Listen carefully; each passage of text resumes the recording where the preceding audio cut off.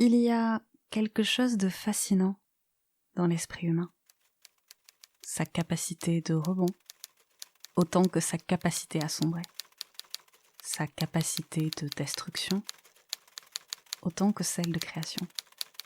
Sa capacité à comprendre et celle à se fermer. Sa capacité à tout donner, aussi bien qu'à tout reprendre. Il y a quelque chose de fascinant dans l'esprit humain, dans sa multitude de manières de concevoir le monde.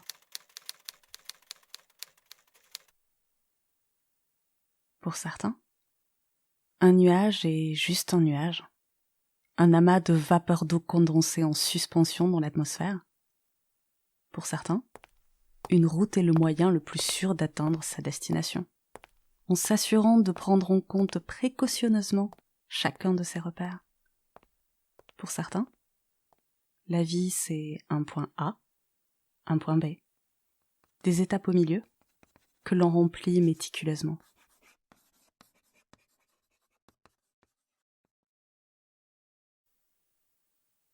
Il y a les autres, pour qui un nuage n'est pas juste un nuage, et qui se demandent combien de gouttelettes d'eau sont contenues dans chacun de ces amas. Pour qui les repères d'une route sont tout aussi importants que la route elle-même, qu'il faut analyser et comprendre, de l'orientation du soleil à la densité de la mousse des arbres. Pour qui la vie c'est un point A, un point B, et des étapes dont il faut comprendre la matière. Et puis, il y a ceux pour qui un nuage n'est pas juste un nuage. Ceux qui se demandent à quoi doit ressembler la texture d'un nuage frit à la poêle, ou si on peut en conserver un avec soi dans un petit coffret, ou s'il est confortable de dormir dedans. Ceux qui ne comprennent rien aux repères de la route, qui finissent par se perdre, parce qu'ils auront été trop distraits par la couleur de l'herbe ou la forme amusante d'un champignon. Pour qui la vie est sans aucun doute un point A, un point B, mais qui se demandent s'il est possible de faire ce trajet en zigzagant un peu. Ceux qui s'en mêlent dans leurs propres pieds, ne savent jamais coordonner leurs propres mains, aligner le nord, le sud. Ceux qui se prennent aussi bien tous les coins de l'univers que la beauté du monde au visage. Il y a quelque chose de fascinant dans l'esprit humain, dans sa manière de s'inscrire dans l'univers, dans la manière que nous avons parfois de nous reconnaître, de nous heurter, de ne pas savoir transiger, d'admettre, de nous borner à nos propres limites ou de savoir apprécier ce qu'il y a un peu au-delà, d'apprécier la beauté dans l'horreur. Il y a quelque chose de fascinant dans l'esprit humain. Il y a de la terreur qui s'y agite, avec ses recoins sombres, ses pouvoirs à double tranchant, ces choses que sur l'instant on aurait préféré ignorer, ses incohérences et ses contradictions, sa capacité à transformer ce qui nous semblait sublime en quelque chose de vaguement amer, ses remous et ses tentations de nous arrimer au passé ou à un futur qui n'est pas encore. Et puis, il y a le sublime aussi, quand il nous offre la capacité de voir l'infini tout en nous gratifiant de l'émerveillement du présent, quand il nous fait goûter aux rêves, aux passions qui nous animent jusque tard dans la nuit pour les concrétiser, quand il nous laisse accéder à la compréhension de l'autre, aux amitiés sans faille, quand il nous permet d'apprécier et comprendre enfin tout ce qu'il y a de beau dans tout ce que nous pensions perdu, quand il sait se satisfaire de la simplicité autant que des montagnes russes. Et pour vous, qui ne savez prendre la route qu'à l'envers ou à cloche-pied, il y aura toujours cette personne qui vous mènera jusqu'à Rome sans avoir besoin de boussole, et qui pourtant saura partager toute votre étrangeté. Pour vous, qui voyez dans un nuage juste un amas de vapeur d'eau condensée, il y aura toujours celle ou celui qui saura vous faire sourire, en vous révélant ce qu'il se cache derrière une miette de pain en forme de canard. Pour vous, il y aura toujours la beauté de cette multitude, de ces façons multiples d'appréhender le monde, d'y retrouver celles en qui vous vous reflétez comme dans un miroir, ou celles qui vous sont opposées, mais toujours de celles qui vous complètent, vous transforment, vous apaisent, vous bousculent, vous font rire en un instant et vous apprennent. Vous faites partie des passagers de transmission. 7e épisode. Un podcast qui vous parle des anti-héros du quotidien. Bonne écoute.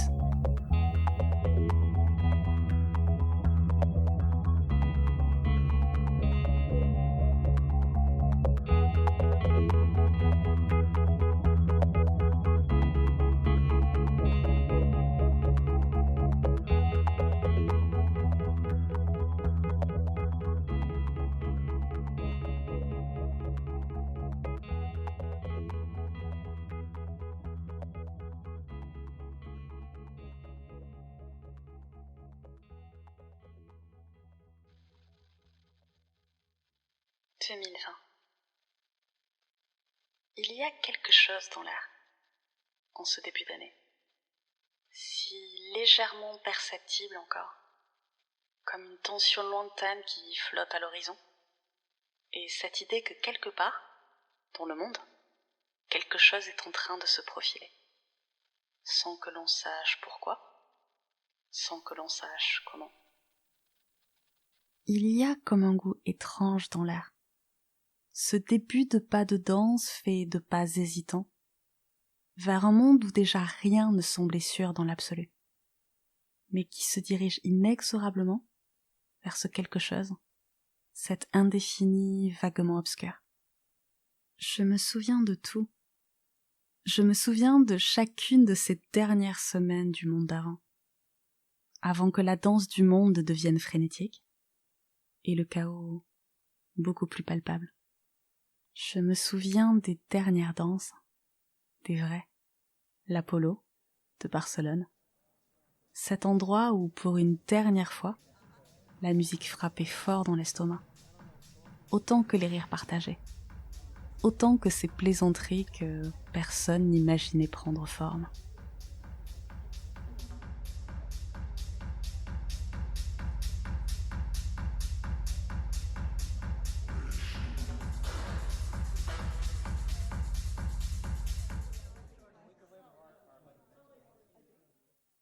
Je me souviens de la précipitation des derniers jours de ce monde d'avant, des nouvelles qui s'accélèrent, des discours qui s'enchaînent, de ces moments de creux, de ces moments de vagues, de ceux qui n'y croient pas, de ceux qui y croient trop, de ces voix partout, tout le temps, des coups de téléphone à l'autre bout du monde.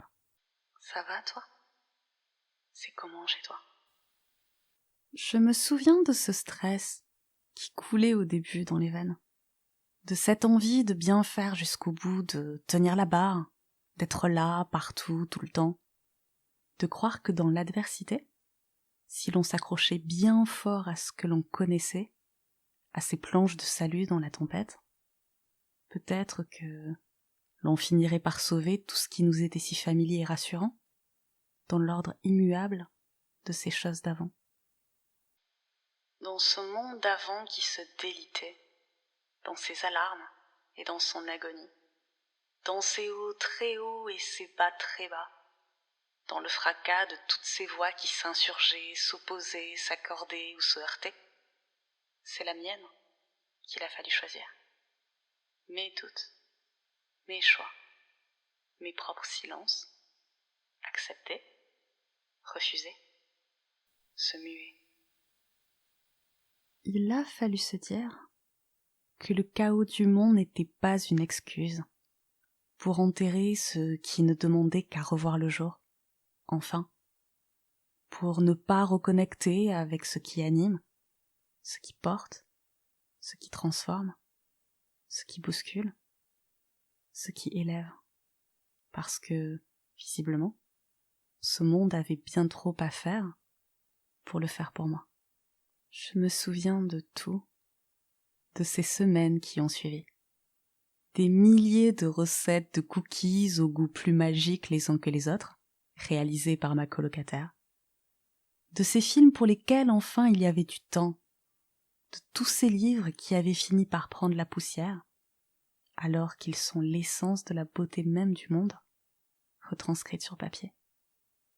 De l'écriture, comme celle qui ne demandait juste qu'un papier, un crayon et une histoire de poulpe pour germer. Je me souviens de tout, de l'après, des tempêtes, des départs, des redécouvertes, des joies anodines, des tristesses qui balaient l'âme, tout comme des grandes nouvelles qui remplissent le cœur.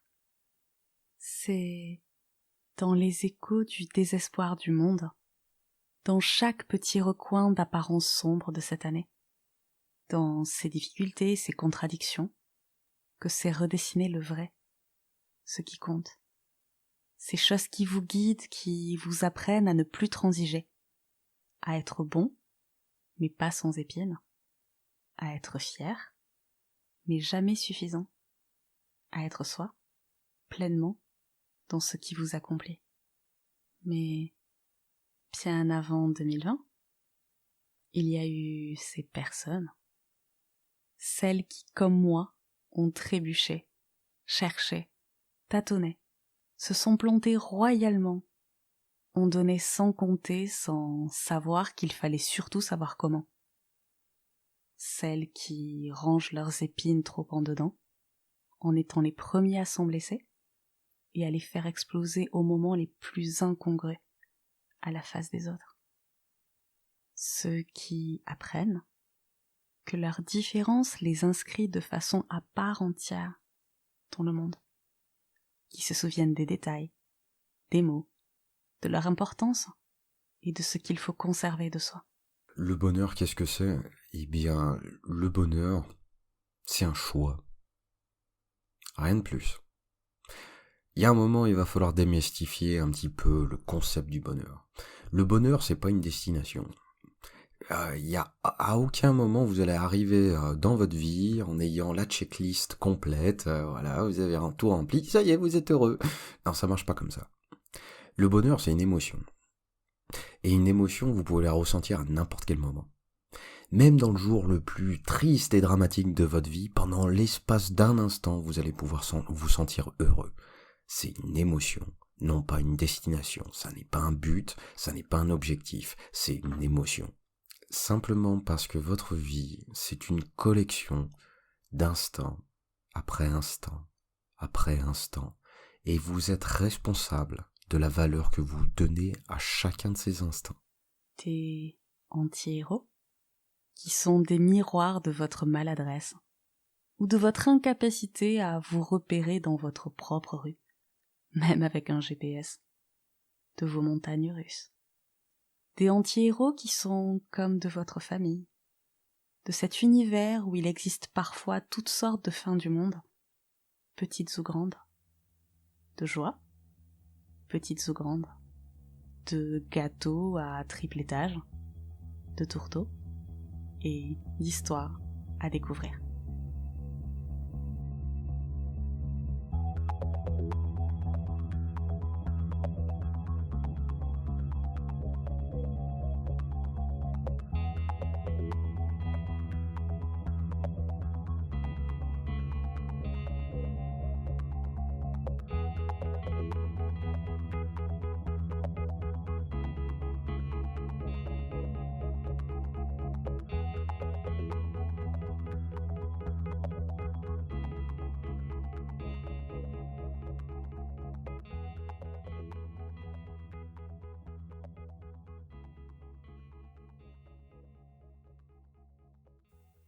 Les mots ne sont pas juste des mots. Ils sont ce qui donne une autre dimension à nos réalités intérieures, un véhicule pour nos émotions, nos références, ce que l'on souhaite parfois inconsciemment révéler au monde. J'ai toujours aimé à penser qu'il y a quelque chose de l'ordre de la magie dans les mots. dans leurs associations, leurs sonorités, leur façon de s'accorder ou non avec ce qu'ils définissent. Changer le monde qui nous entoure, l'apprivoiser, le recréer à une échelle qui nous est reconnaissable, cela passe par les mots et la signification que nous leur accordons. Pour Nalk, les mots, c'est aussi un voyage identitaire. L'histoire d'une combinaison d'apparences insensées, de laquelle n'est bien plus qu'un surnom. Quelque chose qui relève d'une identité nouvelle, apprivoisée. Mais j'ai toute confiance que ça reste entre nous deux et tes millions d'auditeurs, alors je vais faire une exception à ma règle. Nalk, N-A-L-C, c'est arrivé lorsque j'avais environ 11 ans, simplement parce que je commençais à surfer sur Internet, que la plupart des jeux vidéo te proposaient aussi une option pour mettre un pseudonyme, et simplement parce que j'avais envie de choisir mon nom, en fait. Alors je suis parti simplement de mes initiales, AL, et je les ai mélangées avec les initiales de mon crush d'adolescence, ou du moins de l'époque, qui était Navy Campbell. Et à ce jour, je suis navré, mais lorsque tu la vois dans Sex Crimes, avec les cheveux rouges, coupe courte, un petit peu rebelle sur les bords, ouais, j'ai encore les puppy eyes, donc je regrette pas mon choix. La chose intéressante, c'est qu'en mélangeant les lettres, je suis arrivé au mot clan. C'est anecdotique, mais pas si inintéressant quand tu le compares au reste de mon histoire. Du coup, j'ai formé les initiales NAL qui ne voulaient rien dire, et parce que ça n'avait aucune signification, c'est devenu mon nom. Avec les années, en fait, étant donné que j'ai des amis qui sont toujours là depuis que j'ai 11 ans, et que c'est resté, le nom est resté. Et pendant très longtemps, en fait, j'avais mon nom, Emric, pour l'extérieur, et Nalk, c'était pour les intimes. Et c'est encore un petit peu vrai à ce jour. Il y a ce moment dans le film Scott Pilgrim vs. The World, où le héros, Scott, joué par Michael Cera, doit affronter dans un combat ultime le boss final de son existence. Lorsque sa némésis s'avance enfin, le spectateur découvre qu'il ne s'agit ni plus ni moins que de lui-même. Une identité grise qui est devenue autre. Alors que tous s'attendent à un combat de titans, c'est au final sur une proposition d'aller boire un café ensemble, un de ces jours, que s'achève l'affrontement. Je me souviens de ce jour, en Irlande, de ce moment digne des grands codes du théâtre et de la cérémonie satanique, où le nom, celui qu'on lui avait donné, a été porté à ma connaissance. Cette identité, elle est un peu sa version de la némésis grise de Scott, celle avec laquelle on finit pourtant par pouvoir aller boire un café à l'occasion, celle avec laquelle on finit par composer, mais qui reste trop étroite pour se représenter vraiment. Alors, j'ai jamais pu totalement l'occulter, parce que même quand j'ai trouvé Nalk et que les gens ont commencé à m'appeler Nalk, j'étais encore allé au collège à l'époque, ensuite au lycée. Pendant un moment, la plupart des personnes m'appelaient simplement Nalk.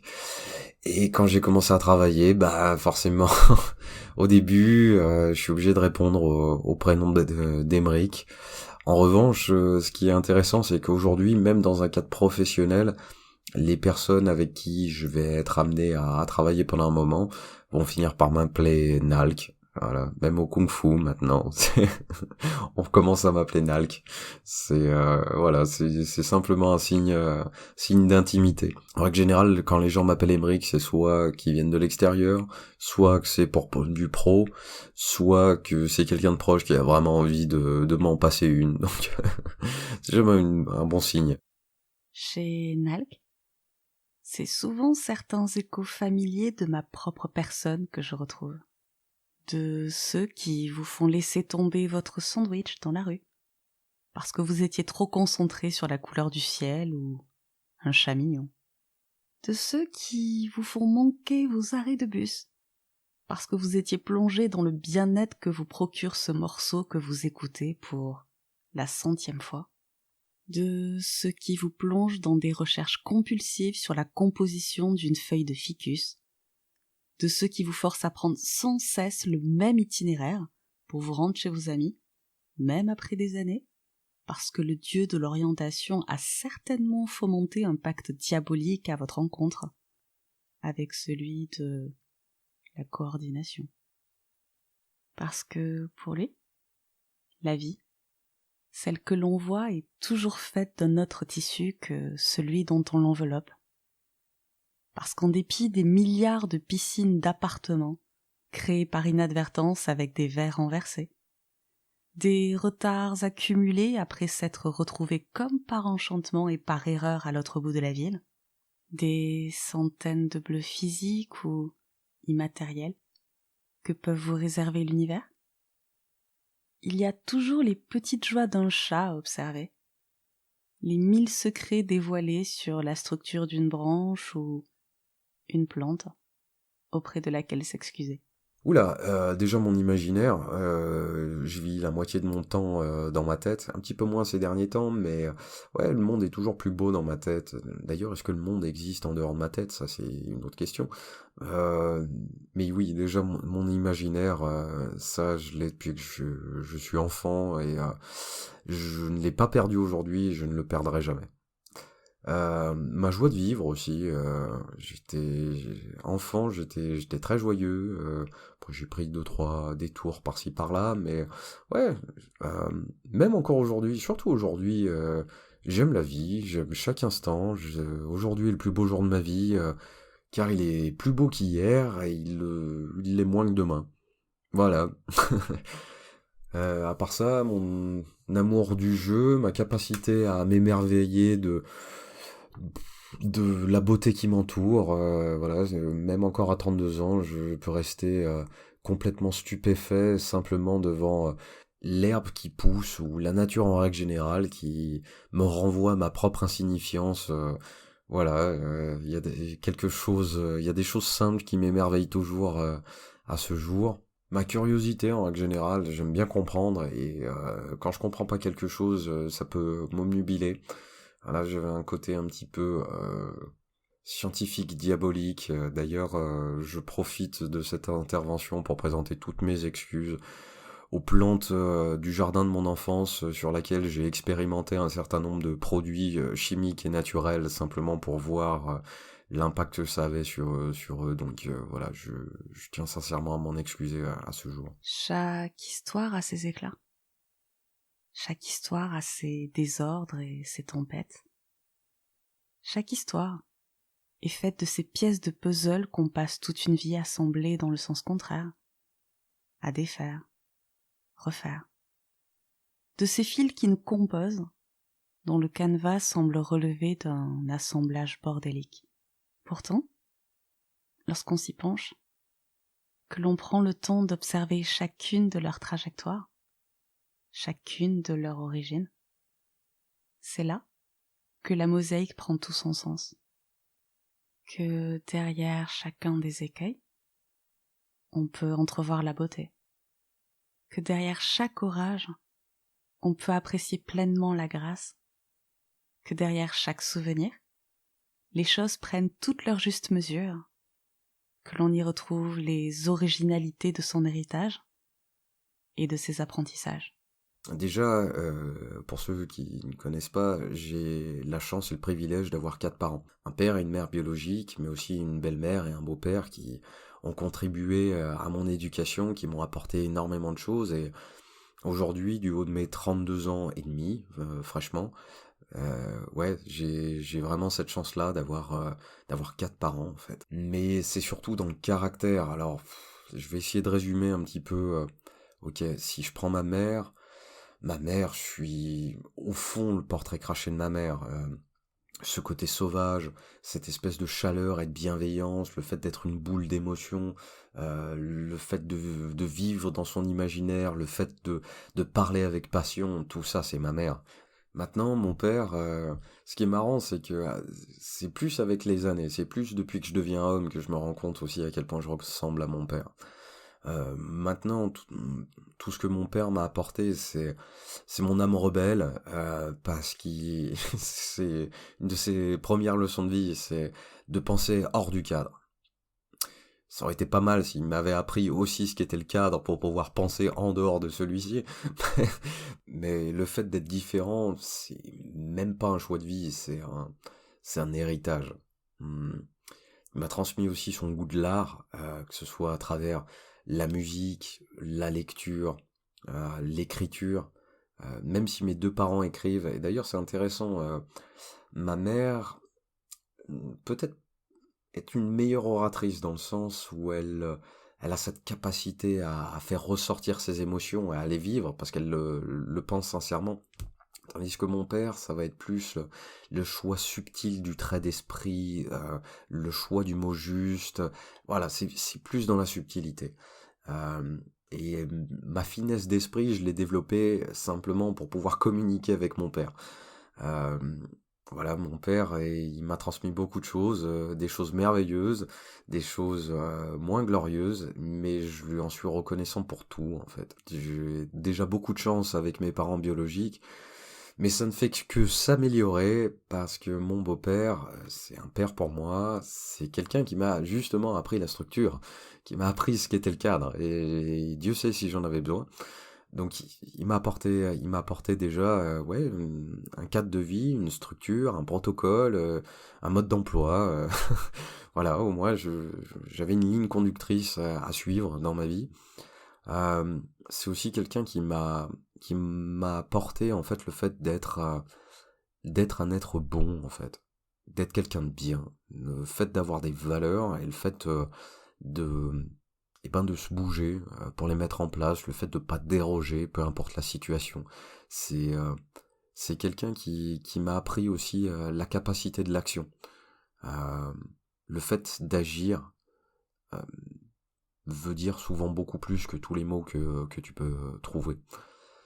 Et ouais, c'est quelqu'un qui m'a aussi beaucoup apporté sur les valeurs d'être un homme. Alors, qu'on se comprenne, je suis pas en train de dire qu'il y a certaines valeurs qui sont dues à notre genre. En revanche, pour moi, il y a certaines valeurs qui font ma fierté d'homme, si ça a un sens. C'est plus que, ouais, certaines valeurs comme la force, comme le courage, comme protéger ta famille, ouais, le sens de la famille, c'est aussi quelque chose qui m'a beaucoup apporté. Alors, pour la petite anecdote, c'est que cette année, je vais avoir l'âge qu'il avait au moment où je suis devenu son ouais, au moment où je suis devenu son beau-fils et et ouais là soudainement tu me donnes la responsabilité de quatre gamins, bah je me dis ouf, ouais, le mec il a des épaules solides quand même. Et enfin arrive ma belle-mère qui est arrivée un petit peu plus tard dans ma vie, j'avais 16 ans.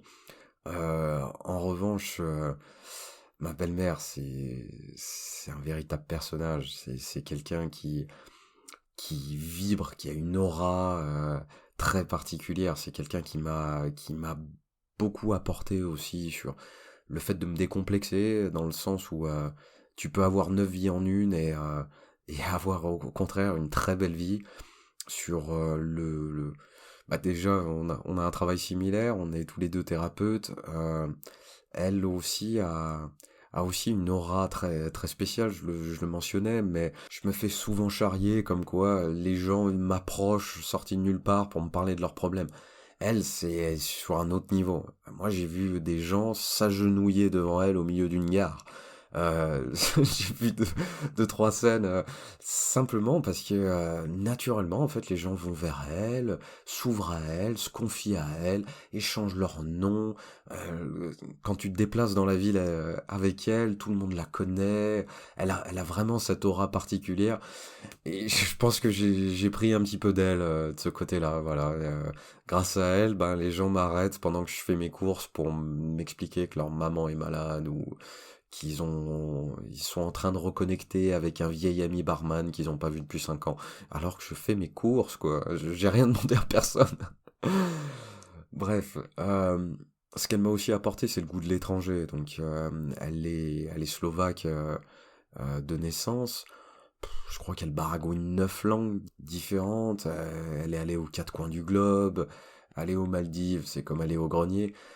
C'est quelqu'un qui m'a appris que le monde était très grand et qu'il y avait de la place pour tout le monde en fait. Que si éventuellement je pouvais me sentir un petit peu à l'étroit dans la mentalité de ma culture originelle, bah j'avais qu'à aller voir ailleurs et trouver quelque chose qui me plaise en fait. Pour Nalk, s'il y a les noms de baptême que l'on se donne comme autant de nouveaux territoires où s'épanouissent des pans de soi, s'il y a une famille qui vous est donnée, dont on redécouvre sans cesse ses apports, ses légendes, ses ancrages, il y a aussi celles que l'on se crée, de ces amitiés uniques qui traversent bien plus que les années, de celles qui vous font tenir bien droit sur le ponton lorsque la tempête fait rage, savent vous remettre d'aplomb quand vous n'en avez plus le courage ou l'envie, de celles qui savent tout aussi bien vous aider à révéler vos forces qu'à vous indiquer vos incohérences, de celles où il suffit parfois d'une expression pour se comprendre, ou d'une course improvisée autour d'un canapé pour se faire rire.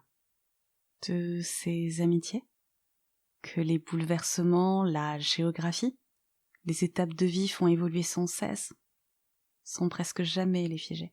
Ces amitiés semblables tour à tour à une bulle légère et un char d'assaut, pour apprendre à faire ses propres pas dans l'existence. Alors, pour ceux qui sont pas familiers avec le concept, les gousses, ou plutôt mes gousses, c'est 5 personnes que j'ai rencontrées dans ma vie et avec qui on a eu un clic et on s'est jamais lâché. Le premier, je l'ai rencontré, j'avais 6 ans et demi, c'est mon meilleur ami et c'est Anton. Voilà, on a vécu notre petite enfance ensemble, on a vécu notre adolescence ensemble, on a été coloc à l'âge de 17 ans, voilà, on sait jamais, même encore aujourd'hui, on vit ensemble. Euh, voilà, à 33. Donc ouais, je l'ai dit longtemps pour le fun, mais je vois difficilement une meilleure description d'une âme sœur en fait. Et ouais, juste pour le fun, je vais l'épouser un jour. Ensuite, bah, dans nos années adolescentes et lorsque je suis arrivé au lycée, bah, j'ai fait la rencontre de Max et de Médée. Voilà, alors autant Max vit en France aujourd'hui, autant Médée, il vit avec moi à 33 ans. Euh, à peu près à la même période, on a rencontré Krob aussi, ou du moins Krob a rejoint un petit peu notre groupe. Et encore une fois, à 33 ans, on vit ensemble. Et enfin, genre 1 ou 2 ans après, c'est là où on a rencontré le petit dernier arrivé dans le groupe. Ça fait seulement 15 ans. Et c'est Finch. Et là encore, on vit ensemble. Donc voilà pour la brève introduction. Mes gousses, qu'est-ce qu'elles m'ont apporté? J'ai envie de dire tout en fait. Tout, sont des personnes qui m'ont accepté quand je m'acceptais pas, qui m'ont aimé quand je m'aimais pas, qui ont cru en moi quand j'arrivais pas à croire en moi, qui m'ont défendu bec et ongle dans des moments dramatiques, qui m'ont botté le cul très fort dans des moments dramatiques, qui ont partagé mes joies et mes succès, et aussi mes peines et mes déboires. Et pour faire simple, c'est la famille qui m'a choisi et celle que j'ai choisie. C'est dans cette famille-là que j'ai appris tout d'abord à le connaître. Celle où il réside un peu de ses codes, de cette magie de l'enfance et de l'adolescence que l'âge adulte a su transformer en quelque chose de si particulier. Où il fait bon grandir, se redécouvrir, apprendre aussi à se réapprécier quand il le faut. Où chacun n'a pas besoin de cultiver sa différence pour exister, à emprunter des poses d'originalité. La différence est juste là, une donnée comme une autre, à partir de laquelle il n'y a pas besoin de broder ou de prétendre. Au chapitre des différences, il y a chez Nalg cette capacité à s'attacher aux détails, à leur signifiance et à leur impact. Il y a chez lui cette importance accordée à la mémoire, à la narration. Les aventures de jeunesse de cette famille de création, par exemple, c'est souvent au travers de ces récits épiques que je les ai entendus. Parce qu'un détail, aussi infime soit-il, fait partie intégrante du ressenti qu'il donne à une histoire. Je vais en sélectionner un qui est très significatif pour moi et qui est le film Strange Days, réalisé par Catherine Bigelow, produit par James Cameron, 1995. C'est un thriller, film d'action un petit peu, non plus thriller. C'est un film que j'aime beaucoup, qui est peut-être mon film préféré, ou du moins le film que j'ai le plus vu dans ma vie. C'est pas le film le plus ambitieux, le plus créatif ou le plus parfait que j'ai vu, mais ça reste à ce jour mon film préféré parce qu'il a plein de significations en fait pour moi. Alors la première des significations, c'est que c'est grâce à ce film que j'ai découvert le métal. J'avais 7 ans et alors qu'on se rendait à des vacances avec mes parents, mon père a mis la BO, la soundtrack de Strange Days, et la première track c'est Selling Jesus de Skull Candy, qui commence sur un rythme de batterie un petit peu effréné, qui enchaîne avec un riff de guitare assez violent. C'était la première fois que j'écoutais vraiment du métal dans ma vie, je suis tombé amoureux à cet instant, quoi. Et étant donné que ça faisait partie de ces films que j'avais pas le droit de voir du haut de mes 7 ans, bah j'avais appris la bande-annonce par cœur. Euh... ouais, j'attendais vraiment de voir ce film au point que j'ai fini par le voir 4 ans plus tard, le jour où mes parents m'ont annoncé leur divorce, donc le 14 février 2020, voilà, joyeux Saint-Valentin. Lorsqu'ils m'ont demandé qu'est-ce qu'on peut faire, bah ma seule réponse était je veux voir Strange Days. Et c'est ainsi que j'ai vu Strange Days et honnêtement c'est un film que je trouve même encore intéressant. Encore une fois, c'est pas le film le plus ambitieux ou le plus parfait que j'ai pu voir, mais c'est un film qui est intéressant déjà dans sa construction. Il dure 2h15, je crois, 2h10. Il y a plus d'1 heure de build-up. Chaque scène est à propos. Elle te construit soit un trait de personnage, un contexte, ce qui fait que quand l'intrigue démarre vraiment au bout d'1 heure, là tu connais les personnages, tu connais l'atmosphère, t'es pris dans l'atmosphère, t'es attaché au personnage, l'intrigue commence et paf, c'est du bon storytelling. Accessoirement, le héros qui est un anti-héros, qui est joué par Ralph Fiennes, donc il se nomme Lenny Nero. C'est un petit peu un loser, hein. C'est un ancien flic, ok, il a quelques belles valeurs, mais au moment où commence le film, il est à moitié alcoolique, il est complètement obsédé par son ex, il a été viré des forces de l'ordre, et maintenant il deal, voilà, sur le black market. C'est pas quelqu'un de très courageux, au final, c'est un personnage qui ne tourne autour que de 3 traits: l'apparence, le charisme et le bagou. Et c'est un personnage, ouais, j'aime beaucoup ce personnage. C'est aussi pour ça que Ralph Fiennes, outre le fait qu'il a fait de vrais bons films, euh, et Harry Potter, mais outre le fait qu'il a fait de vrais bons films, c'est un personnage qui a vraiment du charisme, et dans Strange Days, euh, ma scène préférée, c'est une scène où il se passe pas grand chose, il y a 0 dialogue, qui intervient au bout de 1/4 d'heure, 20 minutes du film, et où Lenny Nero se rend dans un club où joue en fait son ex, qui est incarné par Juliette Lewis, et petite anecdote à préciser, c'est que la BO, ou du moins les tracks chantées par Juliette Lewis dans le film, sont également interprétées par elle.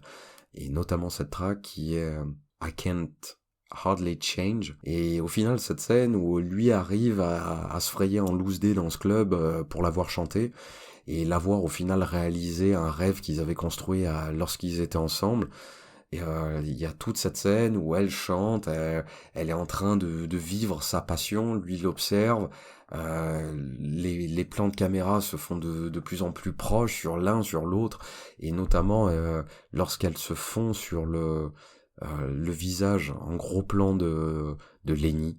On peut voir toute l'émotion du personnage, il y a que de la musique et l'intensité de la musique, et on peut voir à la fois l'émotion et la tristesse dans ses yeux.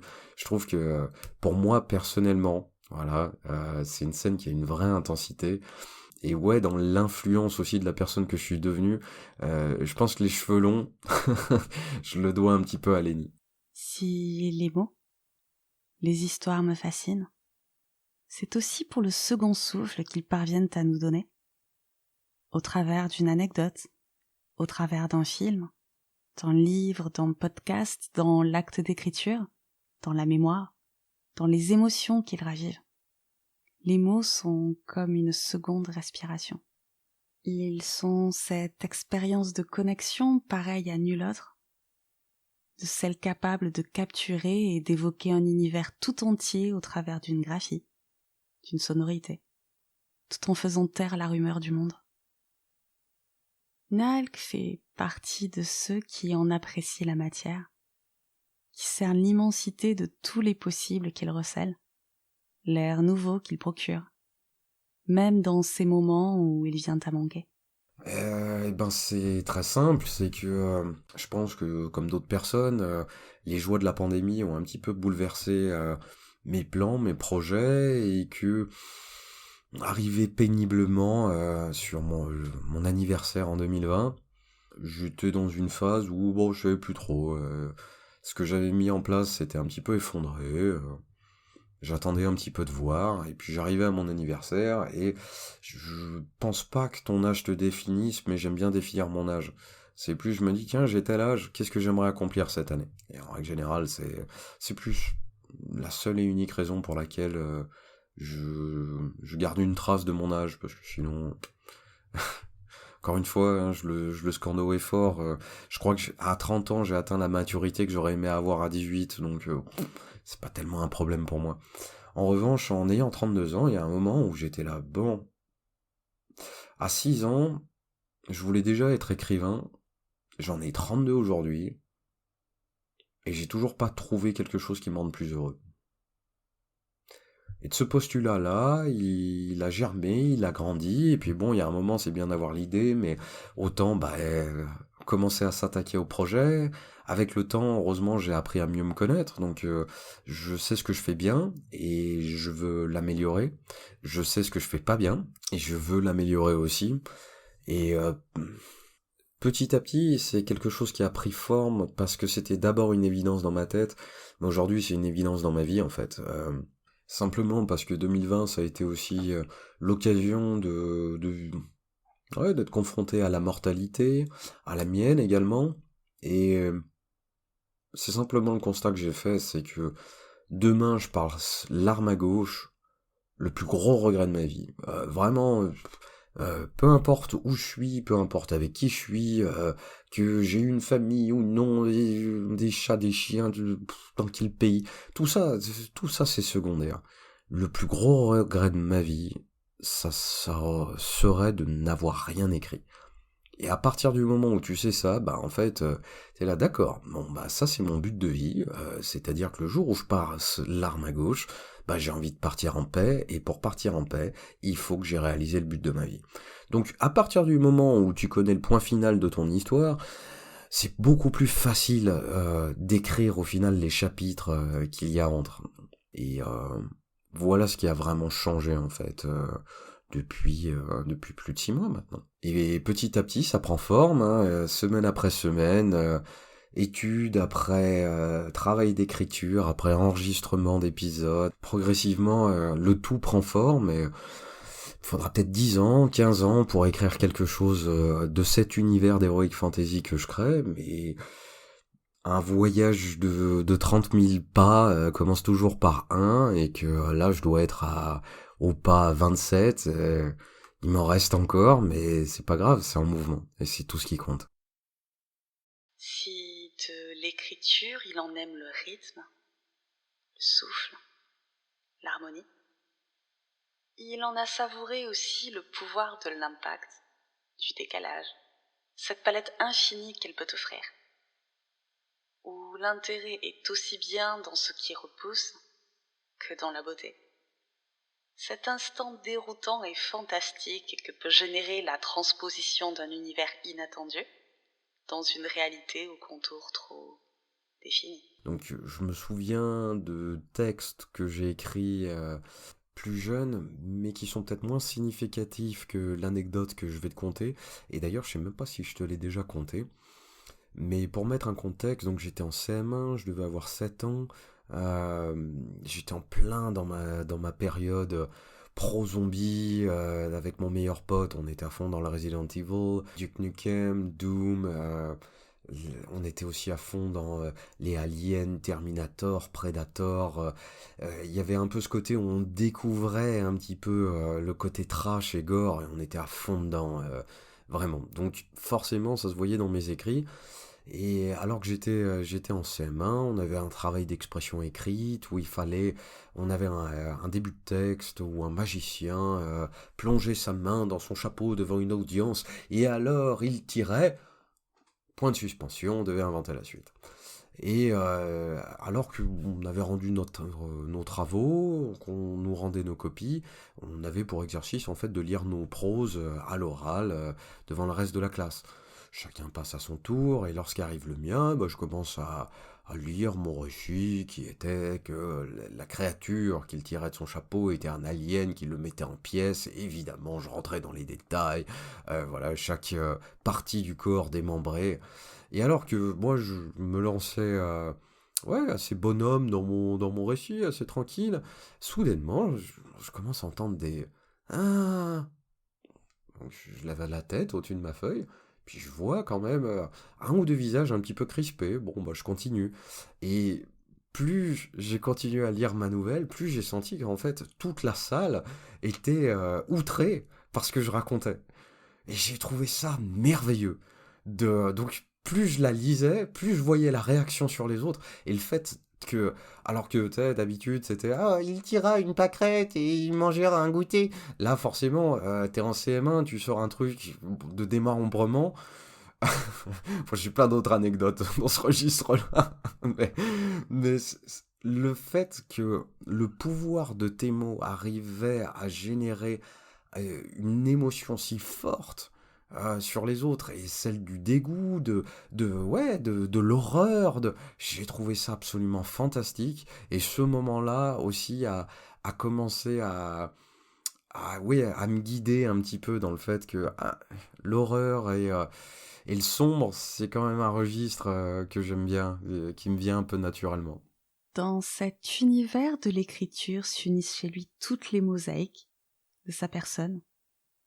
Un univers qui allie aussi bien l'imaginaire de l'enfance que le piquant de ses réminiscences d'adolescence. Mais surtout, la chose à laquelle je pense lorsque je pense à moi adolescent, c'est mon côté petit con. Mon côté petit con provocateur. Ça, je l'aime bien, ça. Les gens adorent me détester à cause de ça. Donc ouais, ça, c'est la qualité de moi adolescent que j'aimerais conserver. Mais si Nalk fait partie de ces êtres humains qui rendent les sentiers de l'existence souvent moins effrayants à explorer, qui fait de la vie ordinaire une histoire unique, où chacun a son statut d'anti-héros, ou même muni d'une sarbacane à pommes de terre, vous pouvez accomplir vos propres miracles. C'est parce qu'il comprend aussi qu'il faut savoir quelquefois rebâtir à partir du néant. Qu'il faut quelquefois savoir goûter à l'impact des balles, si l'on veut pouvoir se relever. Qu'il faut quelquefois aller se perdre, se traîner là où il fait sombre et moche, là où personne ne devrait aller pour pouvoir mieux en revenir. Qu'il faut quelquefois savoir reconnaître ses propres masques, les artifices d'une vie, pour mieux s'en débarrasser. Aujourd'hui, je me considère pas comme quelqu'un de gentil. Je me considère comme quelqu'un de sincère. Lorsque je suis bienveillant, je suis sincèrement bienveillant. Et lorsque je suis un enculé, je suis sincèrement un enculé. Voilà. Et parce que je suis sincère, alors je fais cette distinction aussi entre honnêteté et sincérité. Pour moi, tu peux être honnête avec quelqu'un sans être sincère. En revanche, la sincérité, c'est un peu différent. C'est que la sincérité te demande d'abord d'être honnête avec toi-même. Aussi, mentalement, tu peux être totalement honnête avec quelqu'un sans jamais être honnête avec toi-même. Et à partir du moment où tu arrives à être sincère, c'est aussi le moment où tu deviens juste. Donc je ne me considère pas comme quelqu'un de gentil, je me considère comme quelqu'un de sincère. Quelqu'un dans lequel je reconnais mes forces aussi bien que mes vulnérabilités, mes maladresses aussi bien que mes accomplissements, mes peines de la perte de ceux qui ont eu cette place si particulière dans nos vies, tout autant que l'appréciation de cet apprentissage qu'ils nous ont laissé. Mon grand-père, c'était vraiment quelqu'un de très important pour moi. C'était aussi une de mes figures paternelles.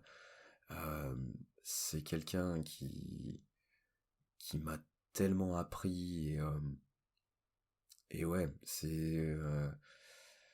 ça a été quelque chose de le perdre. Euh, En le perdant, je l'ai un peu retrouvé en fait. Donc c'est pas si vieux, ça a 3 mois. C'était pour Noël, voilà. On a commencé la semaine de Noël là-dessus. Il y avait une chose qui est un petit peu particulière, c'est que même si je l'avais eu l'avant-veille et la veille, le jour de sa mort, il m'a appelé et mon portable était en train de charger, j'étais en train de bosser. J'ai vu son appel qu'une demi-heure plus tard, j'ai rappelé le numéro. Je suis tombé sur ma grand-mère qui avait pas l'air. M'a dit non, non, ça devait être une erreur, il s'est planté. Et pendant un moment, ouais, ça a été un des plus gros regrets. C'est qu'est-ce qui serait passé, qu'est-ce qu'il m'aurait dit si j'avais pris cet appel en fait. Voilà.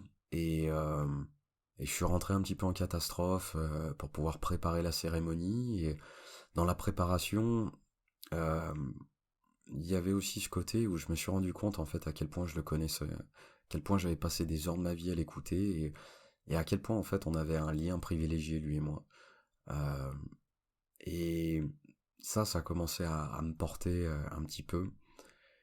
Et vraiment, ça a été un moment extrêmement fort, en particulier le jour de ses funérailles, parce que forcément, bah moi j'étais en train d'essayer de faire de mon mieux pour être un support pour ma famille, pour pouvoir contribuer de la meilleure des manières voilà, à ce qu'on passe cette épreuve tous ensemble. Voilà, euh, à porter ma pierre à l'édifice. Et le jour même de l'enterrement, ça me tenait à cœur de pouvoir le voir. Et en fait, quand je l'ai vu, soudainement, ça m'a apaisé immédiatement. Et tout le monde pleurait, ils ont quitté la pièce. Et heureusement, on avait un masque, parce que je pense qu'ils auraient pas compris, mais moi je souriais. Je souriais parce que je connaissais mon grand-père et que c'était quelqu'un de très profond aussi, qui avait des idées sur la philosophie, sur la spiritualité. C'était quelqu'un qui était croyant, moi je le suis pas, mais c'est comme si à ce moment-là, on arrivait à connecter sur la grande farce de la vie et donc de la mort. Et j'ai pris le temps de lui parler, notamment simplement de lui dire aussi que bah voilà, j'avais trouvé ce que je voulais faire de ma vie et que je voulais devenir écrivain. Et que à la fois je savais que en bon académicien de mathématiques, un petit-fils artiste, à la fois il était sensible aux arts, mais à la fois je savais très bien qu'il ne voyait pas ça forcément comme une carrière professionnelle. Cela dit, ce que je lui disais, c'est fais-moi confiance, je vais te montrer. Parce qu'il me tenait à cœur de lui écrire un hommage. Et cet hommage, je l'ai écrit avec tout mon cœur. Et lorsqu'est arrivé mon moment pendant la cérémonie religieuse, c'est alors levé une créature au style étrange, euh, qui a sur sa peau tatoué Devil is Fine. Et ce texte, je l'ai écrit avec tout mon cœur. mais je l'ai lu ce jour-là avec toute mon âme. Et c'était un moment qui était tellement puissant pour moi qu'il l'a été aussi pour les autres. Au point que la, la femme qui animait la cérémonie a à peine pu reprendre derrière moi, au point que ce témoignage-là, c'était quelque chose qu'on a fait à tous les deux. Et, et ouais, c'était un moment extrêmement important pour moi sur tellement d'aspects. Euh, Qu'est-ce que j'en ai compris? Tellement de choses à partir de ce moment-là. J'ai pas besoin d'avoir pris l'appel de mon grand-père pour savoir ce qu'il avait à me dire, parce que je le connaissais suffisamment. Et je sais ce qu'il voulait. Et je sais qu'il... Désormais, c'était à mon tour de prendre soin de notre famille. Et c'est ce que je fais depuis. Euh, je sais aussi tout le bien qu'il pouvait penser de moi. Et ça, j'ai pas besoin de l'entendre pour le savoir. Ce que j'en ai appris vraiment, c'est que dans la vie, il y a des merdes qui t'arrivent. Il y en a qui te tombent dessus. Et il y en a d'autres que tu provoques. Et c'est pas grave. Ça fait partie de la vie. Ce qui compte vraiment, c'est ce que t'en fais avec. Ça, c'était au mois de décembre.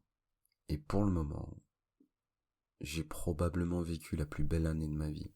Il y en aura encore de ces orages qui pourront sans doute le faire vaciller sur le ponton. Des endroits sombres où s'égarer, des écueils contre lesquels buter. Il y en aura encore de toutes ces choses que l'on apprend un jour et dont il faut désapprendre le lendemain. Tout comme il y aura encore de la vie et de ses brillances infinies, de ces bonheurs qui semblent venir de l'espace, de ces passions qui sont si belles et si pleines. Mais, dans ce canevas qui se construit au présent, il y a surtout les mots qui comptent, les projets qui se construisent, l'appréciation des choses simples, cette intuition de tout l'absolu et l'insignifiant pourtant essentiel que recèle chacune de ces journées passées sur cette terre, avec ces histoires qui font sourire, comme ces repas qui prennent 10 000 ans. Si tu penses que je mange lentement, t'as jamais mangé avec mon père. Même moi, aujourd'hui, quand je prends mon temps, parce que quand je mange avec d'autres personnes, j'ai compris qu'ils en ont marre de m'attendre au bout d'un moment, mais mon père reste indétrônable. Mon père, c'est du genre à finir de digérer son petit déjeuner tout en déjeunant pendant qu'on a attaqué le dîner. Quelque chose comme ça. C'est le type de personne qui décortique les crevettes au couteau et la fourchette. Il y a d'ailleurs une anecdote qui est célèbre dans ma famille où lors d'un pique-nique durant mon enfance, à un moment on devait se partager tous les quatre, entre ma mère, ma sœur, mon père et moi, euh, 2 yaourts. Et ayant fini mon pique-nique en avance, je choisis le parfum du yaourt.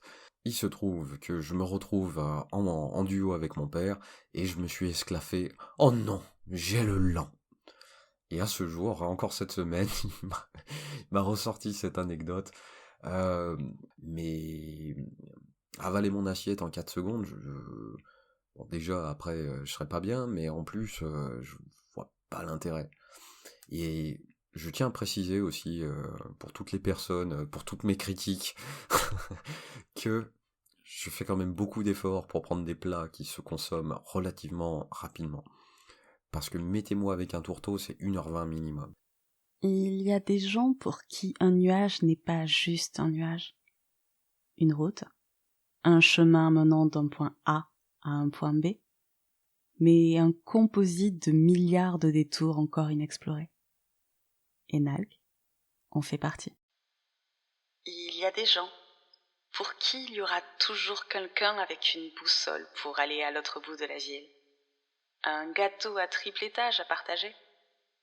Une amitié d'adolescence et d'enfance indéfectible à emporter comme un trésor magique avec soi dans les contrées parfois arides du monde adulte. Parce qu'il y a des gens qui savent invoquer la beauté dans l'horreur, l'importance dans ce que l'on nous invite à ignorer, la lumière dans ce qui s'obscurcit. Et Nalk en fait partie. En toute sincérité, c'est une anecdote dont je me souviens surtout parce qu'elle m'a été racontée. Je me souviens de quelques éléments, par exemple le fait qu'en grande section maternelle, donc je devais avoir 5 ans, en grande section maternelle, en guise de sortie de classe, on nous avait conviés au parc de la Tête d'Or. Donc pour ceux qui connaissent pas, c'est un grand parc avec une réserve zoologique donc sur Lyon. Et pour nous, petits campagnards, aller à la grande ville, et en particulier dans un zoo, c'était un grand événement.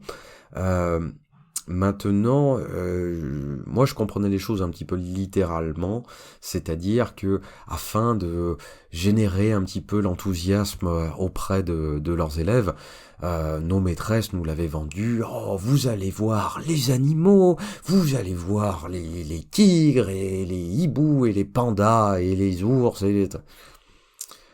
Sauf que déjà à l'époque, j'avais un peu tendance à penser différemment. Et que moi j'avais pas spécialement compris le concept du fait qu'ils étaient en cage. Donc, la veille du départ pour cette sortie scolaire, ma chère maman ouvre mon sac à dos afin d'y glisser mon pique-nique, et avec stupeur découvre 24 boîtes d'allumettes, en moyenne. Et là, forcément, elle va le présenter à mon cher père, qui, catastrophé d'avoir donné naissance à un futur pyromane, se dit mais qu'est-ce qu'on a raté avec ce gosse? Mais est-ce qu'il faut le faire interner? Est-ce qu'il faut l'envoyer chez un psy? Et malgré tout, après une heure de conversation ardente entre mes deux parents, ma mère prend quand même l'initiative de me demander un petit peu qu'est-ce que je foutais avec toutes ces boîtes d'allumettes. Et simplement, je lui expliquais, on va nous emmener là où il y a des animaux. C'est important de faire un feu si je veux me défendre ou défendre mes camarades.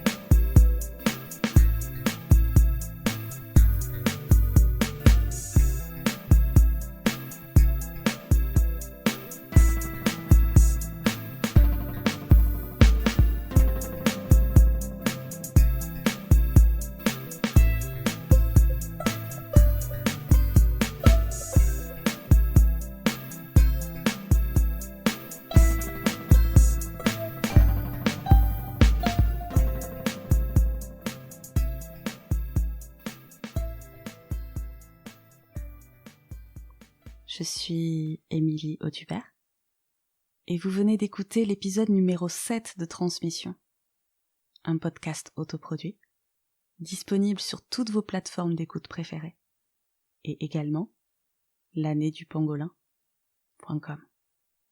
On se retrouve le 16 avril pour une nouvelle histoire en version anglophone et sous-titrée de ce podcast.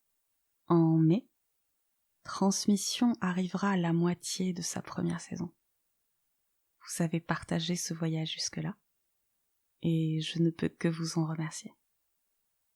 Pour cette occasion, c'est avec des épisodes spéciaux en français et en anglais que seront célébrés nos anti-héros et leurs super pouvoirs ordinaires. Ceux qui font de cet univers un endroit où se reconnaître dans toutes nos imperfections. Vous retrouverez donc l'épisode 9 en français, le 14 mai, et l'épisode 10 en anglais, le 28 mai. Prenez soin de vous.